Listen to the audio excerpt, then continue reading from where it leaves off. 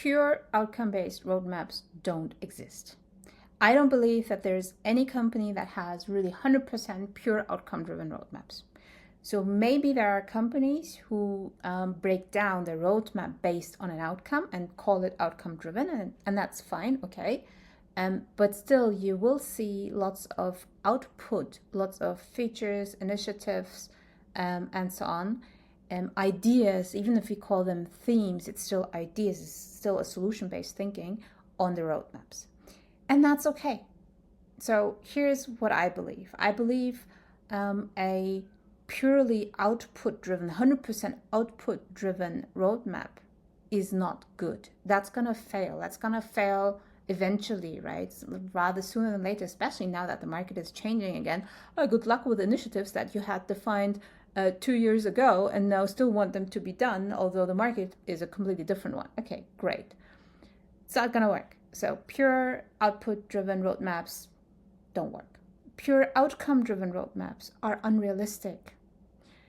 What I see in the field is a good practice, a good mix of both, of outputs and outcomes on a roadmap.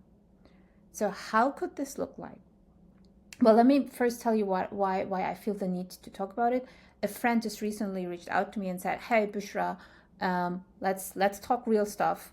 Is it possible that output-driven roadmaps are normal? That the majority of the companies just have output-driven roadmaps? Or is it our bubble that thinks outcome-driven roadmaps are the thing?" And I said, yes, that's our bubble, because that's the best practice, or the good, not best practice, but good practice that we're trying to push. And then I said, the best that I have seen that's working is a mix of outcome and output. And here's how it could look like. First, let's make clear what is a roadmap. And I will not tell you this thing of, a roadmap is a strategic document or an artifact that tells you how to put your strategy into practice. Okay, great. What does that really mean? So we have two levels. Okay, so one level is more like the very visionary roadmap style of things, or we could take it as a part of your strategy, right? So if you have read the book Good Strategy, Bad Strategy, we have the strategy kernel, right? So Richard Rumold says, he has this strategy kernel, and it starts with diagnosis, and then with guiding policies, and then coherent actions. So these coherent actions are strategic moves, right? So it's things like, it's big things. It's things like, we decide we will build, let's think e-commerce, right?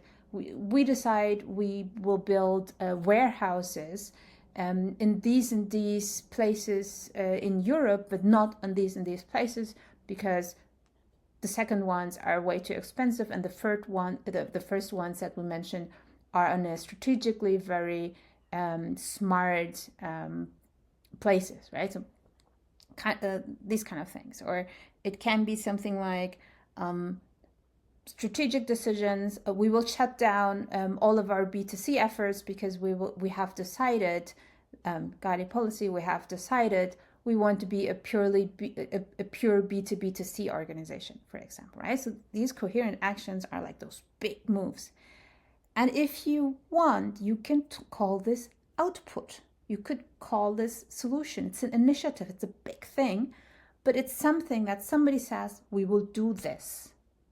Okay? We will do this. This is an action. We will do this, exactly this.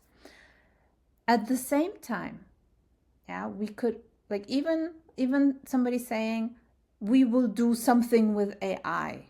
Okay, that's a solution. That's a decision, a solution. We will do something with AI. What that something looks like is a completely different question, but we will do something with AI. That's a big step in a strategic direction. And then we have the other type of roadmap that is for the product teams. Okay, and this roadmap looks maximum 1 year ahead, maximum. What is the next thing that we will build?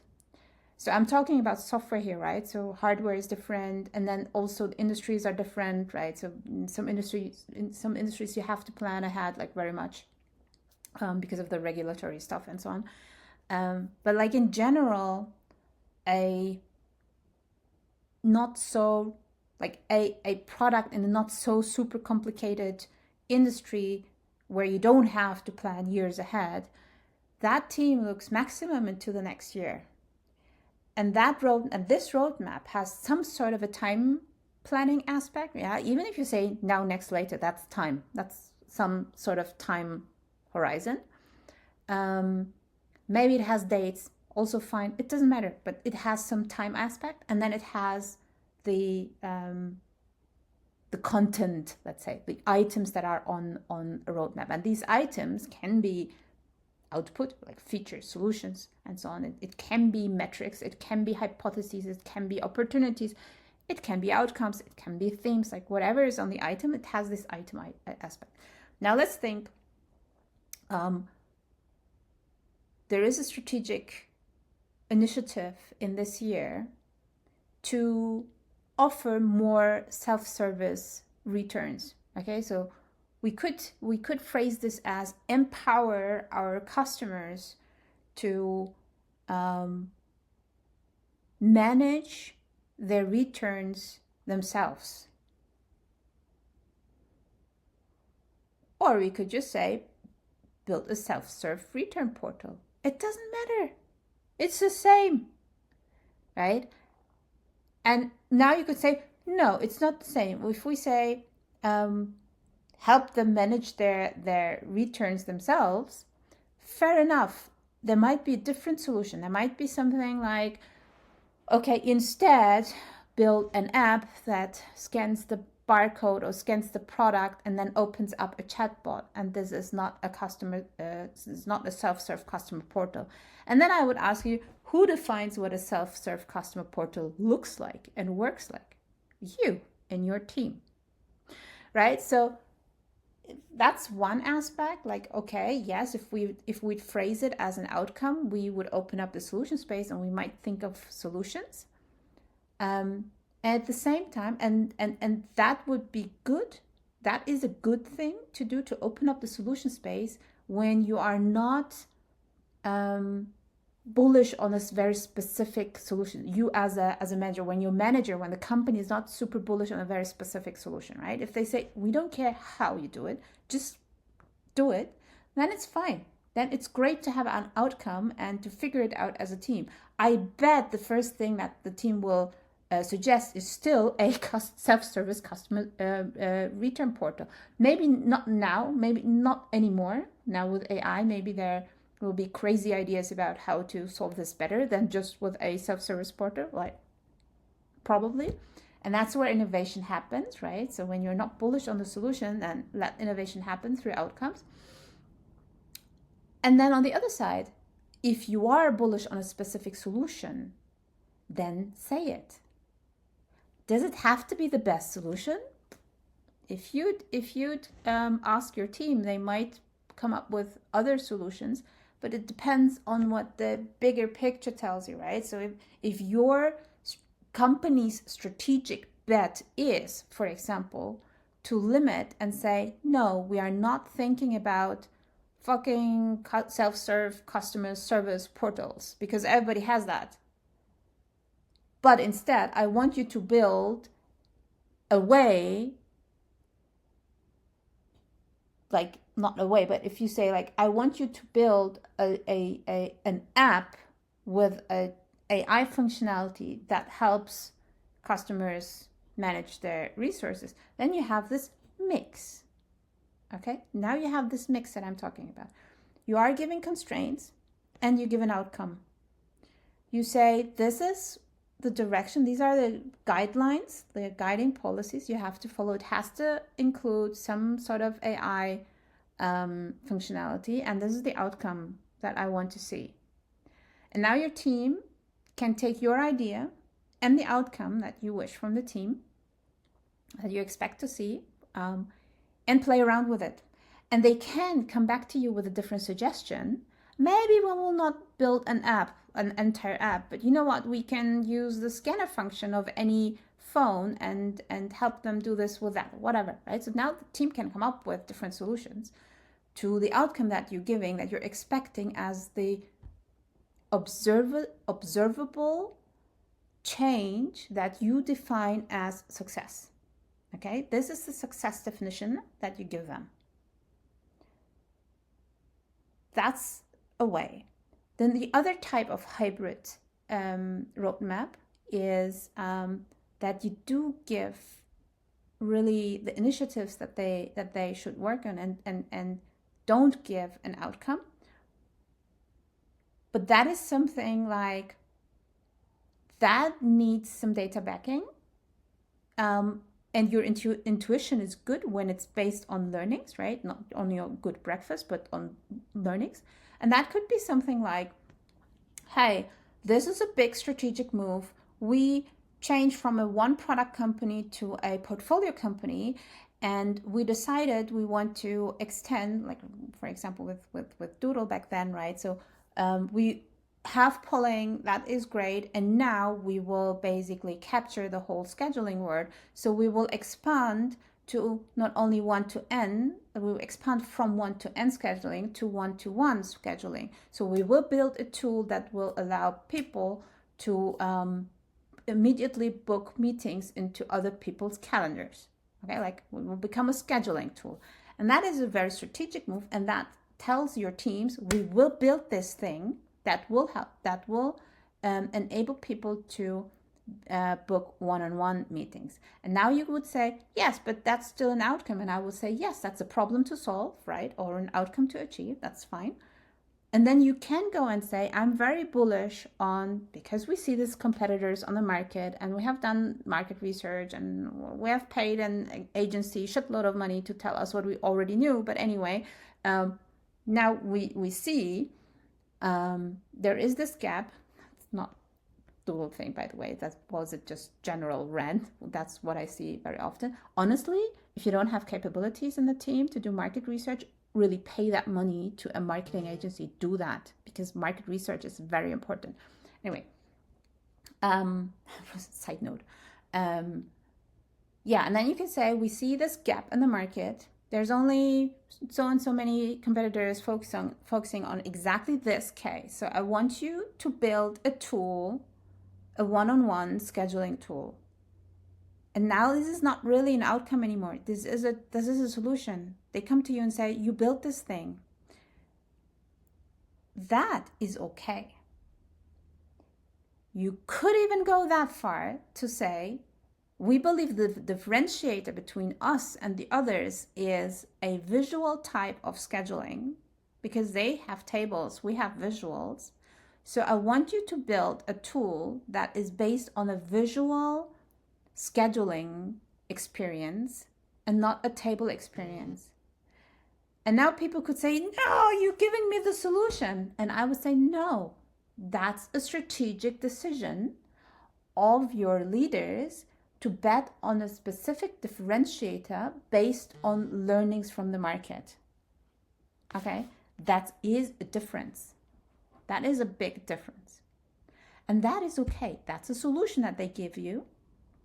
And you take it as a constraint to build something that achieves the outcome, that what they have in mind, right? Or solves this problem space. They have basically communicated it to you in an indirect way, what success looks like or what problem you solve. They could even come up to you and say, let's say you're a customer service support center or CRM or chatbot or whatever.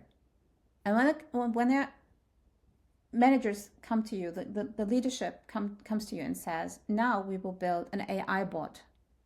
Do it. Yes, that's a solution. They ask you to build a solution. But how that solution works is still on you.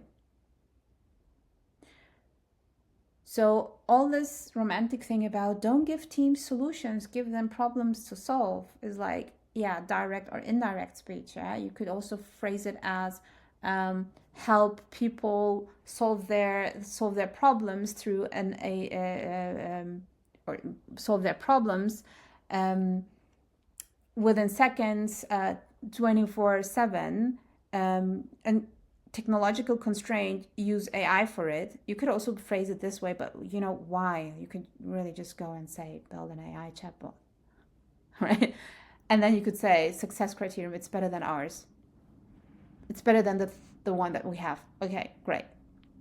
Doesn't help much, right? So then you would have to refine better what success means, right? So it works 24/7. It has a response rate of la la, or like not a response rate, but it solves cases within X minutes instead of Y minutes. And I just last week heard that actually this metric goes up because now that like for physical agents, right? So customer support agents now needs longer closing times, because now the easy stuff is fixed through the AI chatbots, right? So people get their easy questions answered quite quickly, and now the difficult stuff comes through and is answered by humans, and now the closing times go up. Like, so now you have new baselines, but that also a different story. But anyways, like this could be like this is an example of saying like, look, let's be realistic. We want to build a chatbot that works with AI so that we can replace our own product with something that is better and that's future proof, and that's okay, right? That's okay. And that's what I mean with like pure outcome driven roadmaps don't exist. Pure output driven roadmaps are bad. So best is hybrid. So either you give an output and outcomes, so the team has something to work with, or you're very frank and say, hey, this is what we expect, but leave it on a broad level so that the team can figure out how to build that thing, right? So what should it do, who should it really address, and which scenario, which use case should it actually cover, and so on and so forth, right? So if you do a mix of these elements like output and outcome, that's what I've seen works best, because it also gives direction, right? But a pure outcome driven roadmap where you only give outcomes or problems to solve and say, now figure it out, there are probably a handful of companies in the world where it works very, very well, but that is because of their general working culture and not because of this one artifact, right? So that is a combination of many things why it's working for them.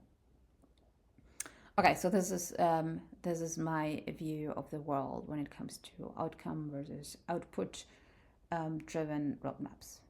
Tell me what you think. I'm always interested about your opinions, and especially about your experience, like real world experience, right? So yeah, happy to hear from you. Reach out.